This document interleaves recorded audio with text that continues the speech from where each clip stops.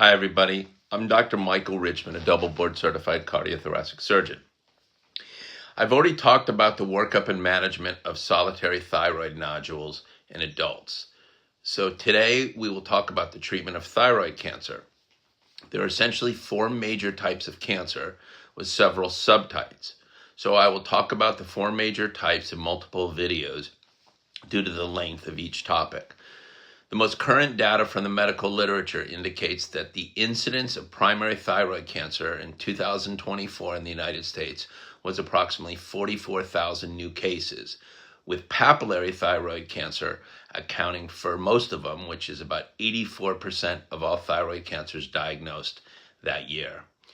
This reflects a stabilization in the incidence rates after decades of increase, largely due to changes in diagnostic practices and increased awareness of overdiagnosis.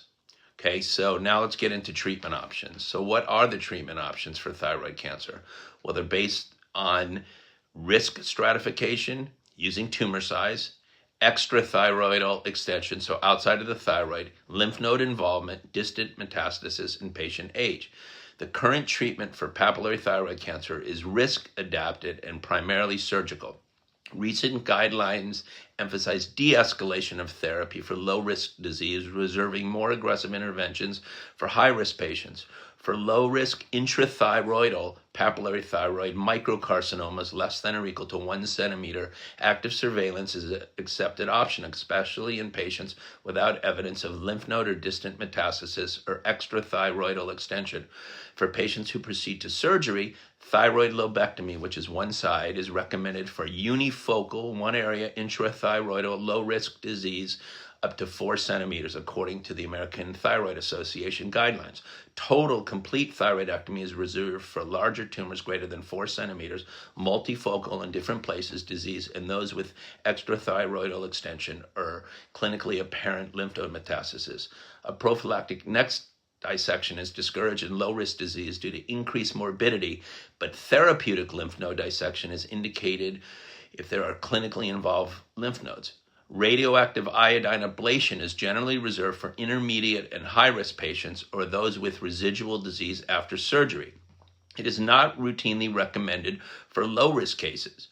Radioactive thyroid ablation, also called radioactive iodine ablation, is a key adjuvant therapy in the management of differentiated thyroid cancer, mostly after a total or near total thyroidectomy.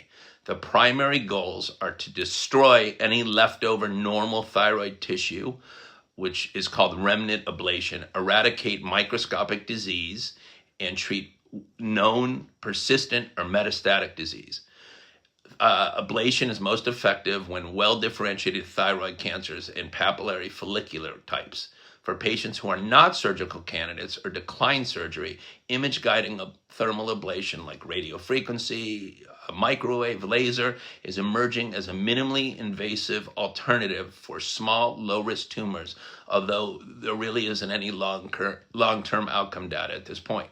So I've talked about the importance of next-generation sequencing in many solid tumors. What is its role in papillary thyroid cancer? Well, routine NGS is not indicated for all papillary thyroid cancers, but early molecular profiling may be considered in cases where results would alter surgical or therapeutic management, which is particularly in advanced or refractory cases.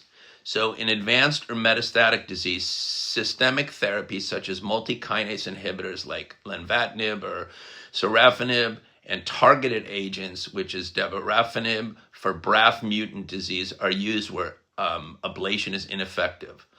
Long-term follow-up after surgery includes serum thyroglobulin and neck ultrasound to monitor for recurrence. Treatment is individualized based on tumor characteristics, patient comorbidities, and preferences in accordance with American Thyroid Association and other major society guidelines. So with that, that's papillary thyroid cancer. In our next video, we will talk about follicular cancer. And I'm going to probably do one other video after that and talk about the final two major types. Okay, so I hope you learned something today. Thank you so much for listening. For more information or medical guidance, You can go to my website at www.paladinmds.com. Thank you again.